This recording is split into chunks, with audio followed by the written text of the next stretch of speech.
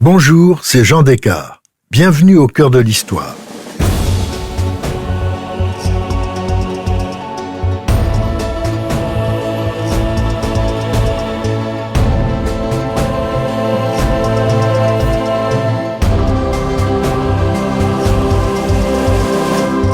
Dans ce nouvel épisode de notre série thématique sur les figures mythiques ayant réellement existé, je vous raconte la vie d'un personnage sulfureux, Lucrèce Borgia. Sa réputation doit beaucoup à la pièce éponyme de Victor Hugo, mais quel était son vrai visage? Seconde partie, la duchesse de Ferrare.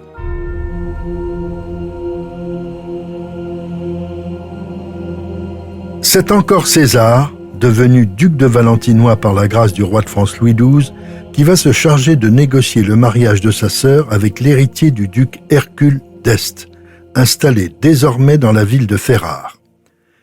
Hercule d'Este a eu de nombreux enfants. Ceux qui ont le mieux réussi sont Hippolyte, que le pape Borgia a fait cardinal, très présent à la cour de son père, et une fille ravissante, Isabelle d'Este, mariée depuis 1490 à François II de Gonzague, marquis de Mantoue. Quant à l'héritier Alfonso, il est veuf d'Anne Sforza, décédée à l'âge de 21 ans. La maison milanaise des Sforza étant en pleine déconfiture avec l'arrivée des Français à Milan, ce deuil lui permet une alliance plus gratifiante. Lucrèce, fille du puissant pape Borgia, serait une épouse prestigieuse.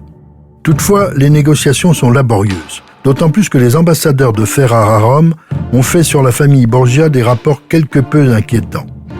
Mais la mariée a une dot exceptionnelle, 100 000 ducats, 2 châteaux, une série de bénéfices, des bijoux, des vêtements, et on promet au frère du marié, le cardinal Hippolyte, l'archiprêtrise de Saint-Pierre, un somptueux cadeau dans tous les sens du terme. Lucrèce doit laisser à Rome le petit Rodrigo, le fils qu'elle a eu de son mari assassiné. C'est exactement à cette période que des ragots épouvantables se répandent, notamment celui d'un dîner dit des 50 courtisanes, lors duquel le pape, César et Lucrèce auraient assisté à des jeux sexuels particulièrement pervers. Mais on n'a aucune preuve de la présence de la jeune femme à cette orgie. Depuis leur ascension, les Borgia sont accusés de toutes les débauches, y compris l'inceste. Le contrat est enfin signé en décembre 1501, et le 6 janvier, Lucrèce quitte Rome pour Ferrare. Elle change non seulement de ville, mais aussi de personnalité. En devenant marquise jusqu'à la mort de son beau-père puis duchesse de Ferrare, elle devient une de ces grandes dames de la Renaissance italienne à l'égal de Béatrice Sforza, qui a attiré à la cour de son mari Bramante et Léonard de Vinci, ou d'Isabelle d'Este, sa belle-sœur, marquise de Mantoue, musicienne confirmée, peinte par le Titien. Le voyage de Lucrèce est une succession de fêtes à Urbino, à Pesaro et enfin à Ferrare. Le futur marié, Alphonse, apparaît magnifique sur un cheval caparaçonné de velours pourpre dans un habit de velours gris brodé d'or avec une toque de velours noir à plumes blanches. Lucrèce a revêtu une robe de drap d'or et de satin et un manteau doré. Elle porte un somptueux collier de diamants et de rubis. Le parcours est scandé d'arcs de triomphe et de tableaux mythologiques, un essaim de nymphes dont la reine chevauche un taureau rouge au milieu d'un cœur de satyre, par exemple. Le soir, la nouvelle marquise entre dans son nouveau palais où l'attend sa belle-sœur Isabelle d'Este. Les mariés sont alors conduits dans la chambre nuptiale où tout se passe sans doute très bien. En effet, le lendemain, Hercule, le beau-père de Lucrèce, envoie une lettre à son ambassadeur à Rome. Cette nuit, l'illustrissime Don Alphonse et notre fils et Lucrèce se sont réunis. Et nous croyons que l'un et l'autre en sont demeurés très satisfaits. Dans toutes les fêtes qui suivent le mariage, y compris les pièces de théâtre antiques dont son beau-père était friand, Lucrèce affiche une modestie parfaite, le contraire de ce que tous les ragots avaient annoncé à la population de Ferrare. La sobriété de ses robes étonne même sa belle-sœur Isabelle. Elle a un espion qui la renseigne sur toutes les toilettes et les bijoux de Lucrèce car elle craint que celle-ci ne la détrône comme reine des élégances. Le jour du vendredi saint, Lucrèce descend de ses appartements dans une stricte robe noire digne de la piété des rois catholiques. Mais même vêtue sobrement, le peuple de Ferrare lui manifeste son enthousiasme chaque fois qu'elle apparaît en public.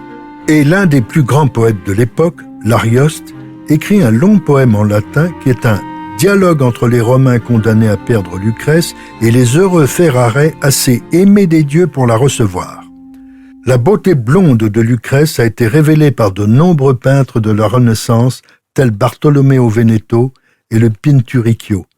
L'Arioste écrit aussi « Les autres femmes sont ce que l'étain est à l'argent, le cuivre à l'or, le pavot des bois à la rose, le saule pâle au laurier toujours vert. » Apparemment, le vieux duc Hercule n'est pas en phase avec sa bonne ville de Ferrare.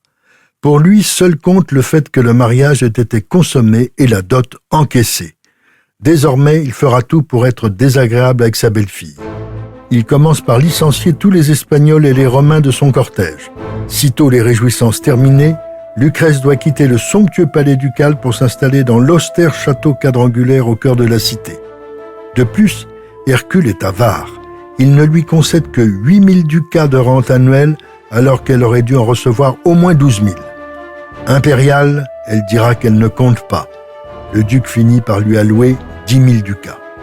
Puisqu'on l'a privée de sa cour espagnole et romaine, la marquise reçoit toute la haute société féminine dans ses salons. Elle fréquente le couvent des Clarisses qui est celui de l'aristocratie. Très vite, Lucrèce est à nouveau enceinte. Sa grossesse est déjà difficile lorsqu'une épidémie non identifiée frappe Ferrare. Elle est prise de forte fièvre. César se précipite au chevet de sa sœur. Le 5 septembre, elle donne naissance à une petite fille morte-née.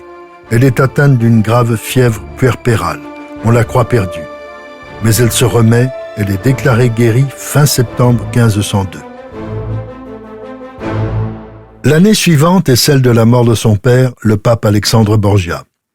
Pris de malaise après un banquet donné par le cardinal Cornetto le 5 août 1503, le pape s'affaiblit de plus en plus. Le 13, il est pris de violentes fièvres.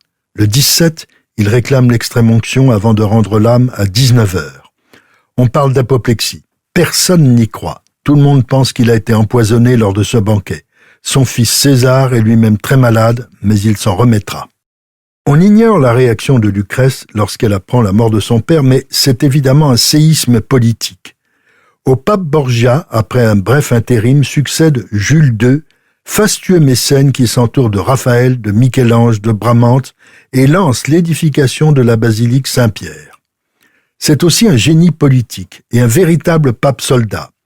Les Borgia perdent tout pouvoir, certaines de leurs résidences sont brûlées, et César, le héros de la famille, doit, bon gré mal gré, regagner sa terre d'origine, l'Espagne. Lucrèce est seule désormais. Son père n'est plus, son frère est loin. Mais curieusement, pour utiliser un terme contemporain, on peut dire qu'elle va se reconstruire. D'abord, elle manifeste un grand respect et une grande pratique de la religion. Elle a des pouvoirs réels à Ferrare, la dynastie d'Este est devenue la sienne. Entre 1502, date de son mariage, et 1519, année de sa mort, elle a été au moins 8 fois enceinte. Sa religiosité et son sens de la famille ne l'empêchent pas d'être une femme de cour. Elle réussit à imposer dans son château des fêtes où brillent ses suivantes qu'elle a choisies pour leur grâce et leur esprit. L'un des maîtres des fêtes à Ferrare est Hercule Strozzi, un poète qui donne de belles réceptions dans son rendez-vous de chasse. Strozzi cultive l'amitié des intellectuels de son temps et particulièrement celle d'un autre poète, le Vénitien Pietro Bembo, qui réside chez lui. Lorsque Lucrèce lui rend visite entourée de sa petite cour, Bembo tombe immédiatement sous son charme. Il lui dédiera nombre de poèmes et la hissera au niveau des muses légendaires des poètes de la Renaissance. La correspondance Lucrèce-Bembo est nourrie de références antiques et médiévales. Bembo devient, en quelque sorte, le poète officiel de la marquise.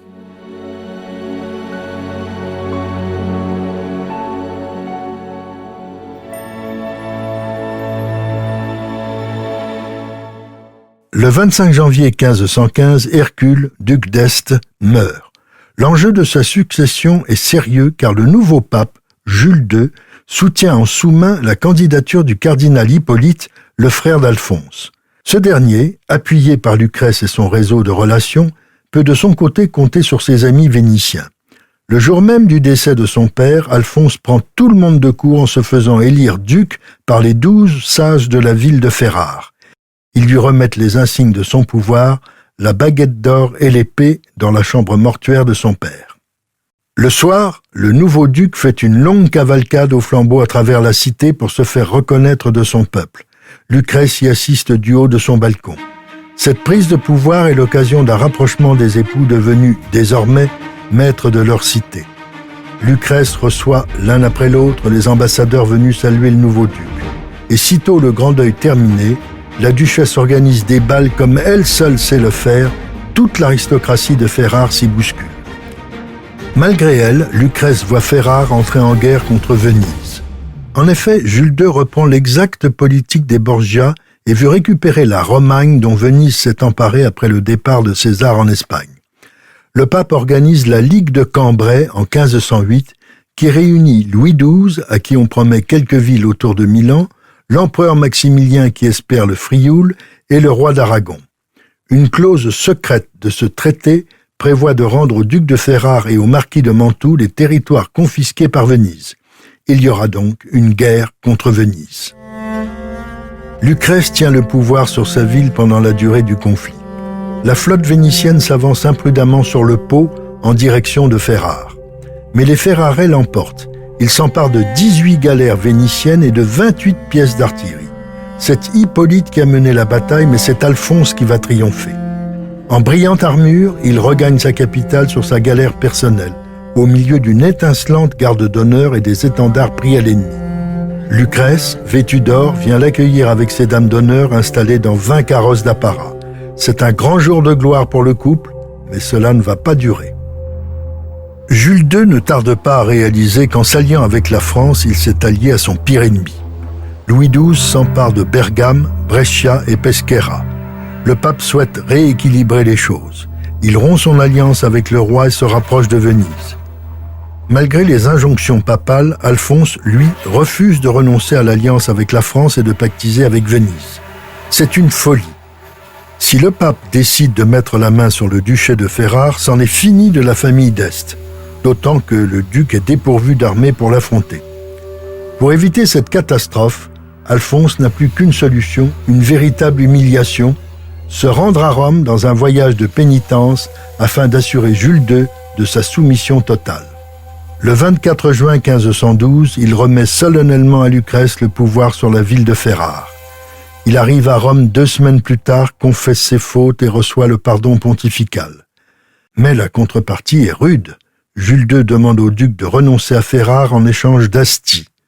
Effondré, Alphonse quitte immédiatement Rome et va se réfugier chez les Colonna dans leur forteresse. En septembre, il n'en peut plus. Il veut regagner Ferrare à ses risques et périls. Il se prépare à une guerre contre le pape, mais le ciel est avec lui. Jules II s'éteint à Rome le 21 février 1513. Alphonse et Lucrèce vont pouvoir conserver leur ville. Pour le couple, la disparition du pape ouvre une longue période de paix.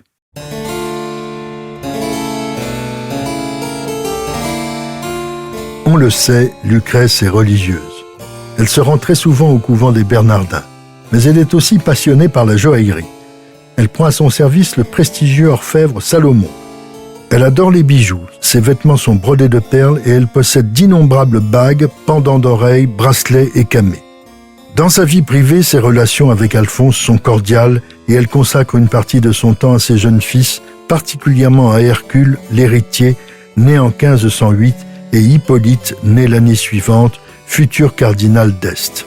Début 1519, à 39 ans, elle est à nouveau enceinte, malgré sa santé chancelante.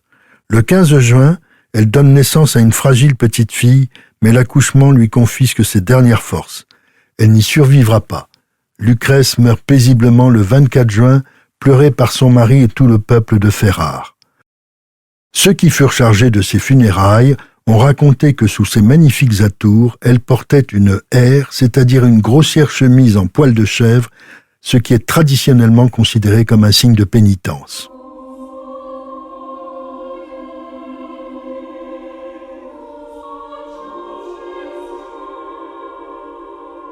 Mais peu après sa mort, les chroniqueurs la réintègrent dans la légende noire des Borgia. Et beaucoup plus tard, en 1833, dans sa grande série de drames historiques et romantiques, Victor Hugo va la maltraiter.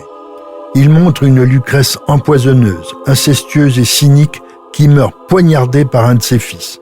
Sans doute conscient d'avoir un peu exagéré, l'écrivain dit s'être inspiré des chroniques qui la vilipendaient.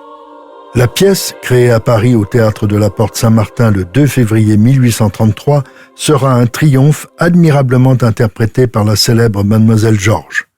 Presque immédiatement, Donizetti en tire un opéra, Lucrezia Borgia, créé à la Scala de Milan à la fin de la même année.